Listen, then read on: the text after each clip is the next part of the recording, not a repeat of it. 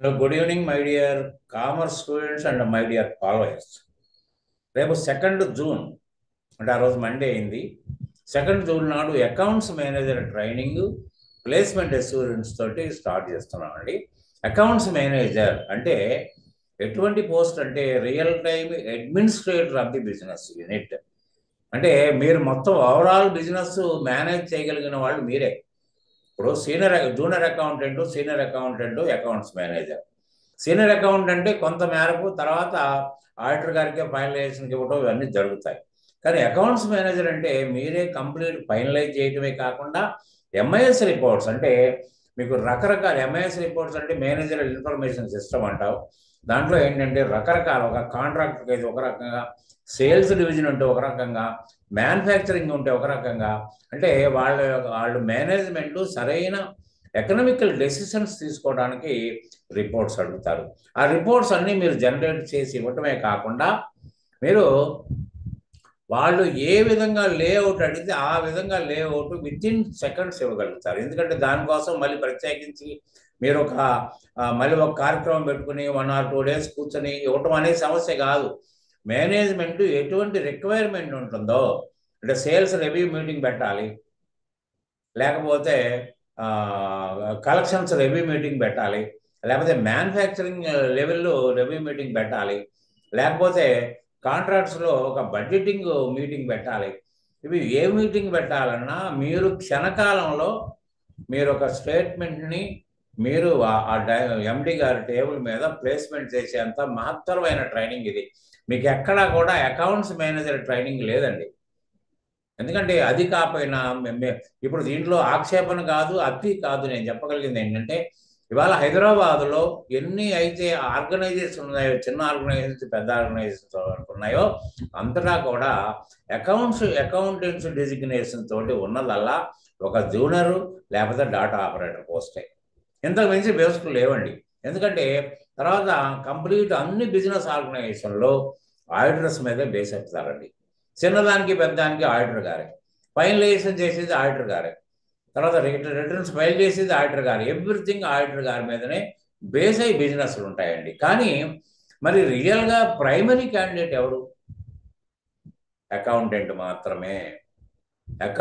మాత్రమే primary candidate. ఎందుకు అంటే ఇప్పుడు తప్పు జరిగిన తర్వాత మేము ఆడిట్లో ఉన్నవాళ్ళం, మేము ఈ తప్పు పాలనా కారణంతో జరిగింది, దీనివల్ల మీకు ఈ లాస్ వచ్చిందని చెప్పడానికి చాలా టైం పడుతుంది. ఎందుకంటే అకౌంట్స్ ఫైనల్ చేసినప్పుడు ఆడిట్ అప్పుడు చెప్తాం, దాని ప్రకారం ఇలాగా ఆ దొంగ కూడా పారిపోతాడు.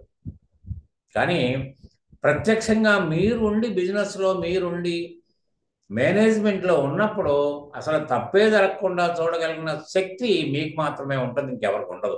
అసలు అది కాకపోయినా ఇవన్నీ పక్కన పెడితే అసలు ఇవాళ బీకామ్ సరిపోతుందని ఎంబీఏ కూడా కాదు, నేను సిఏ చేస్తే బాగుంటుంది, నేను ఒక ప్రాక్టీస్ చేయగలుగుతాను, లేకపోతే ఏదైనా ఒక మంచి కార్పొరేట్ సంస్థలో మంచి అకౌంటెంట్ ప్లేస్మెంట్ వస్తుందని ఉద్దేశంతో హోప్ఫుల్గా సిఏలో చేరి డిస్కంటిన్యూడ్ అయిన వాళ్ళు ఎంతోమంది అండి. ఇక డిస్కంటిన్యూడ్ శాతమే ఎక్కువ దాంట్లో. మరి ఇవాళ ఆలోచించి ఆశను చంపుకుంటామా, లేకపోతే ఆశని మళ్ళీ చిగురింపజేసేటట్టు చేసుకుంటామా? ఎందుకంటే మనకు కావాల్సిన పొజిషను, మనకు కావాల్సిన యజమాయిషి, అడ్మినిస్ట్రేషన్ అంత గొప్పది ఏముంటుందండి? మీ చెప్పు చేతల్లో అన్నీ ఉంటాయండి. మీ యొక్క ఆలోచన విధానాన్ని బట్టి మేనేజ్మెంటు డెసిషన్స్ కూడా ఉంటాయండి. ఎంత గొప్పతనం అండి! మీ ప్లేస్ కంటే గొప్పతనం, ఈ గొప్ప పోస్ట్ ఇంకేముంటుంది? ఏముండదు కదా. కాబట్టి ఏంటంటే ఇవాళ ఎవరు ఏది చంపుకోక్కర్లేదండి. మీరు బీకామ్ తర్వాత ఒక పోస్ట్ గ్రాడ్యుయేషన్ కూడా మీరు వెళ్ళక్కర్లేదు. సరే వెళ్తే సరే సిఏ చేసి డిస్కంటిన్యూ చేసినా సరే ఇవాళ నేను చెప్పబోయే కోర్సు ఎక్కడా కూడా మీకు దొరకదండి. మీరు ఎక్కడికైనా పోయింది అకౌంట్స్ మేనేజర్ పర్టికులర్గా ట్రైనింగ్ ఇచ్చే ప్లేసే మీకు దొరకదు, ఖచ్చితంగా చెప్తున్నాను నేను. ఎందుకంటే మీరు ఇవాళ అకౌంటింగ్ ప్యాకేజ్ కూడా బాగా అడ్వాన్స్ అయిపోయింది. బాగా అడ్వాన్స్ అయిపోయింది. అంటే ఎటువంటి అనలైజ్డ్ స్టేట్మెంట్ అయినా కూడా విత్ ఇన్ ఏ మూమెంట్ మీరు డౌన్లోడ్ చేసి ఇవ్వగలుగుతారు. అటు జిఎస్టీ విషయంలో కానివ్వండి, ఇటు ఇన్కమ్ ట్యాక్స్ విషయంలో కానివ్వండి, లేకపోతే ఇటు అకౌంట్స్ ఫైనలైజేషన్లో కానీ ఏదైనా కూడా అది మీ వల్లే సాధ్యం అంటే మీరు నమ్మాలి. కాబట్టి ఏంటంటే ఇవాళ ఏదో బీకామ్ పాస్ అయ్యి ఏదో data operator junior accountant post ఎక్కడి నుంచో వచ్చి హైదరాబాద్లో ఉండి చాలని జీతంతో ఎదుగుదల ఎప్పుడు ఉంటుందో ఎలా ఉంటుందో తెలియని పరిస్థితుల్లో ఎంతకాలం కొనసాగుతాం మనం? సాగలేం కదా. ఎందుకంటే రోజు రోజుకి బరువులు పెరుగుతున్న పరిస్థితి హైదరాబాద్లో ఇవాళ రోజు రోజుకి క్రౌడ్ పెరగడంతో అన్నీ పెరిగిపోతున్నాయండి. ఇల్లు దొరకని పరిస్థితి ఉన్నాయి. హాస్టల్లో ఉంటే మనం మెయింటైన్ కాని పరిస్థితి. అటువంటప్పుడు మీకు తగినంత శాలరీ ఉంటే మాత్రమే మీరు రేపు పొద్దున పెళ్లి పేరంటం అయినా నానా తర్వాత ఏదైనా సరే మీరు కాస్తంత సుఖపడాలన్నా మీకు ఒక మంచి హోదా గల జాబ్ కావాలి, హ్యాండ్ఫుల్ శాలరీ కావాలి. ఇవన్నీ ఎట్లా సాధ్యం అవుతుంది? మీరు చూడండి, నేను ఇప్పుడు చెప్తాను, ఎప్పుడు చెప్పేది అదే. అకౌంటెన్సీ స్టడీ 4 ముక్కల స్టడీ అండి, 4 ముక్కలే. ఇంతకు మించి మీరు సిఏ చదవండి, ఏదైనా చదవండి, 4 ముక్కల కంటే ఇంకేదైనా ఉంటే నన్ను అడగండి. ఎందుకంటే ప్రతి బిజినెస్ మ్యాన్కి 2 రకాల ఇంపార్టెంట్ స్టేట్మెంట్స్ అవసరం. ఒకటి ఏంటంటే వేరేమై అనే క్వశ్చన్ వేసుకుంటే మీ లైబిలిటీస్ అసెట్స్ చూపించే బ్యాలెన్స్ షీట్. ఎందుకంటే నాకున్న బాధ్యతలు ఏంటి, నేను రకరకాల అవసరాలకి రకరకాలుగా అవైల్ చేసుకున్న ఫండ్స్ ఏంటి, అది క్యాష్ రూపంలో కానివ్వండి, గూడ్స్ రూపంలో కానివ్వండి, సర్వీస్ రూపంలో కానీ లేకపోతే గవర్నమెంట్ తరపున వసూలు చేసిన జిఎస్టీ కానీ, ఈఎస్ఐ కానీ, పిఎఫ్ కానీ, ఇన్కమ్ ట్యాక్స్ కానీ, ఇవన్నీ కూడా నా వ్యాపారానికి తగిన సహకారం అందించినాయి. వాళ్ళకి తగిన టైంలో నేను అనుకున్న రీతిలో నేను కనుక మళ్ళీ తిరిగి చెల్లించగలిగిన బాధ్యతను తీసుకోగలిగితే నా వ్యాపారంలో 10 రూపాయలు పెట్టి 10 కోట్ల వ్యాపారం చేయగలుగుతాను. అదొకటే కదా క్రెడిబిలిటీ. మీ క్రెడిబిలిటీ ముఖ్యం ఇక్కడ, ఇంకేమీ కాదు. అటువంటి అప్పుడు మరి నాకున్న ఆబ్లిగేషన్స్ ఏంటి, నీ ఆబ్లిగేషన్స్ ఫుల్ఫిల్ చేయడానికి నా దగ్గర వనరులు ఏంటి, అది అసెట్స్ అంటాం. అంటే అసెట్స్ లయబిలిటీస్ అనేది 2 ముక్కలండి. తర్వాత అసలు వ్యాపారం ఎందుకు చేస్తున్నాం మనం? లాభం కోసం చేస్తున్నాం. ఎవరు చేసినా వ్యాపారం లాభం కోసమే. మరి లాభం కోసం చేసేటప్పుడు నేను ఎంచుకున్న వ్యాపారంలో నేను ఊహించిన లాభం వచ్చిందా? అప్పుడు ట్రేడింగ్ అకౌంట్ ఉందండి. ట్రేడింగ్ అకౌంట్ ఎవరు కూడా ట్రేడింగ్ అకౌంట్ వచ్చిందా, గ్రాస్ ప్రాఫిట్ వచ్చిందా, నెట్ ప్రాఫిట్ వచ్చిందా, ఇంత తప్ప అసలు ట్రేడింగ్ అకౌంట్లో పడాల్సిన ఐటమ్స్ ఏంటి, అన్నీ కరెక్ట్గా పడ్డాయా, నేను ఊహించిన లాభాన్నే మనం పొందామా, ఒకవేళ పొందకపోతే ఎందుకు తగ్గింది, తగ్గడానికి గల కారణాలు అనలైజ్ చేసుకోవడానికి ఎవరు ముందుకు రారు. అయిందంటే అయిందంతే. కానీ అది ఎప్పుడు కూడా ఏ బిజినెస్ మ్యాన్ అయినా ఒక ఊహతోటే బిజినెస్ చేస్తాడు. నేను ఈ బిజినెస్ చేస్తే ఒక 40% లాభం వస్తుంది, 40% లాభం మీద నేను ఒక 35 పైసలని మినిమం ఖర్చు పెడితే తప్ప, అడ్మినిస్ట్రేటివ్ ఖర్చులు పెడితే తప్ప నాకు నా బిజినెస్ కొనసాగదు. అప్పుడు నికరంగా నాకు 5 పైసలు మిగులుతాయి. అంటే 5 పైసలు మిగిలినయా, మిగలలేదా, మిగలకపోతే ఎందుకు చేయాలి, మిగలకపోతే ఎందుకు మిగలలేదు, మరి మిగలాలంటే నేను ఏం చేయాలి? ఇన్ని ఆన్సర్లు మీరు చేసిన స్టేట్మెంట్లో ఉంటుంది. ఎవరి accounting statement should act as a CCTV. తర్వాత అకౌంటింగ్ స్టేట్మెంట్ మేనేజ్మెంట్ ఒక మిర్రర్లా కనబడాలి. అంటే మిర్రర్లా కంటే ఇప్పుడు మిర్రర్లో మీ ముఖం చూసుకుంటే మీ ముఖమే కనిపిస్తే మీ ముఖంలో భావాల్ని మనం చదవగలుగుతాము. మీరు సీరియస్గా ఉన్నారా, సంతోషంగా ఉన్నారా, ఎలా ఉన్నారనేది మీకు దాంట్లో అర్థమైపోతుంది. కాబట్టి మీ ముఖ కవలికలు దాన్ని బట్టే మీలో మార్చుకుంటే ప్రయత్నం చేస్తారు. అట్లనే మీ అకౌంటింగ్ స్టేట్మెంట్ ఏదైతే ఉందో అది మీకు అర్థంలా కనిపించింది అనుకోండి, మీలో ఆటోమేటిక్గా మార్పు వస్తుంది. మీరు సర్దుబాటు చేసుకుంటారు. మీరు అరే ఊహకి అందకుండా మీరు బిజినెస్ లాసుల్లో కనుక ప్రయాణం చేస్తుంటే దాన్ని తీసుకొచ్చి మళ్ళీ మీరు మామూలుగా రోడ్డు మీద నిలబెట్టగలుగుతారు. అది చేయగలిగిన వాడు అకౌంటెంట్ మాత్రమే, ఇంకా ఎవరు కాదండి. ఆడిటర్స్ కాదు. Auditors financial advisors no doubt, ఆయన అవసరమే. కానీ అసలు ప్రత్యక్షంగా అన్ని పరిస్థితుల్ని ఆకలింపు చేసుకున్న అకౌంటెంట్ మాత్రమే మెయిన్. అంటే అకౌంటెంట్ బ్యాక్ బోన్ అంటారు. కానీ ఇంత చదువు చదివి విన్నారా అంటే మీకు రెండో స్టేట్మెంట్ ఏంటి, మీకు income statement, trading profit and loss అకౌంట్లో ఏముంటుందండి, business expenditure and business income. అవి 2 ముక్కలు, ఇవి 2 ముక్కలు, 4 ముక్కల తప్ప కామర్స్లో ఇంకేదన్నా ఇంకో ముక్క ఉందని ఎవరైనా చెప్పండి, నిరూపించండి. ఇంకో ముక్క ఉందని చెప్పండి. ఇంకో ముక్కే ఉండదండి. మరి ఎంఐఎస్ రిపోర్ట్స్ ఎలా వస్తాయంటే ఈ 4 ముక్కలతో తయారు చేసిన డేటా నుంచే ఎన్ని ముక్కలు అనేది మనం ఎన్ని స్టేట్మెంట్లు అన్న ప్రిపేర్ చేసుకోవచ్చు. చూసారా అద్భుతం. కానీ ఏమంటే 4 ముక్కల కోసం మనం ఇంటర్మీడియట్లోంచి చేరి డిగ్రీ అయ్యి పీజీలు చేసి సిఏలు చేసి డిస్కంటిన్యూ అయ్యి అయితే మరి ఎక్కడున్నామండి మనం? ఈ 4 ముక్కలు ఎంతమందికి గుర్తున్నాయి చెప్పండి?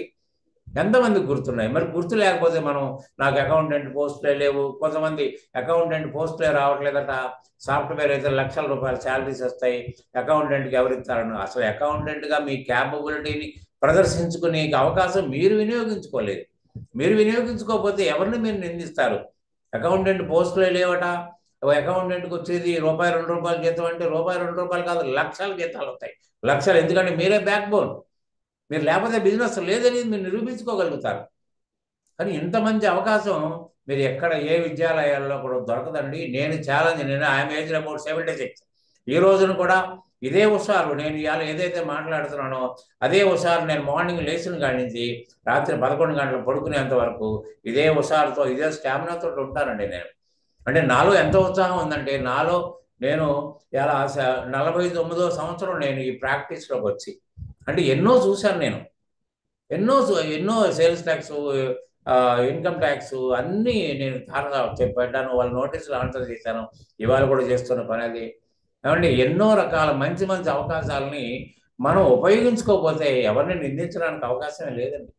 మన కళ్ళ ముందు బంగారపు గని కనిపిస్తుంది. కేసీఆర్ గారు ఏ మూడ్లో అన్నారో ఏమన్నారో తెలియదు, కానీ బంగారు తెలంగాణ అన్నారు. నిజంగా బంగారం ఉందండి, హైదరాబాద్లో బంగారం ఉందండి. కానీ దాన్ని లాంతర పెట్టి వెతుక్కోగలిగితే బంగారం మీకు తవ్వుకోవడానికి వీలుంటుంది. కానీ లాంతరే వాడుకోకపోతే మీకు ఎక్కడి నుంచి దొరుకుతుందండి? మీరు లాంతర పట్టుకోండి, సరైన ప్లేస్ను వెతుక్కోండి. మీరు కావాల్సింది ఏందో ముందు మీరు నిర్ణయించుకోండి. ఒక గోల్ ఇప్పుడు ఫిక్స్ చేసుకోండి. చదువుకునేటప్పుడు గోల్ లేదు మనకి, ఏదో లేదు చదివేమని అనుకున్నాం, బీకామ్ అయిపోతే ఎంబీఏ చేద్దాం, అది చేద్దాం, ఇది చేద్దాం అనుకున్నారు. ఏనాడు గోల్ లేదు మీకు. కానీ ఇవాళ ఫిక్స్ చేయండి గోల్. ఈ రోజునే ఫిక్స్ చేయండి, నేను ఇది అవుతా, అవి తీరుతా. అంటే ఎందుకు కాదు? మానవ ప్రయత్నం విఫలం అవుతుందని మీరు ఎందుకు అనుకుంటున్నారు? ఒక రోజు పట్టేది 2 రోజులు పడుతుందేమో, 3 రోజులు పడుతుందేమో, అంతకు మించి కాదు కదా. ఇలా ట్రై చేయండి. మీ వెనక నేను ఉంటాను. నా వయసును మీరు చూడండి. నా వయసులో ఇంత ఉత్సాహంగా 76వ సంవత్సరంలో ఇంత ఉత్సాహంగా ఉంటే మీరు ఇంకెంత ఉత్సాహంగా పరుగులు పెట్టగలుగుతారు? ఇంకెంత చేయగలుగుతారు? నాకంటే డబల్ ట్రిపుల్ ఆలోచనలు విధానాలు మీకు వస్తాయి. మీరు ఆలోచించగలుగుతారు, రిజల్ట్ మీరు తేగలుగుతారు, నాకు చూపించగలుగుతారు. ఖచ్చితంగా మనం అందరం కలిసి చేద్దాం ఈ పని.